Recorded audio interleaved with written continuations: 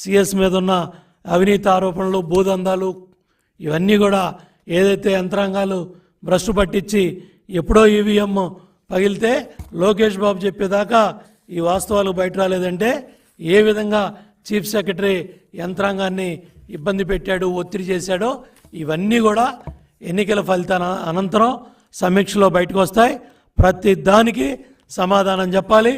ఎక్కడ ఏ కలుగుల్లో దాగున్నా లాక్కొస్తాం, అనుభవిస్తారు, మూల్యం చెల్లించుకుంటారు.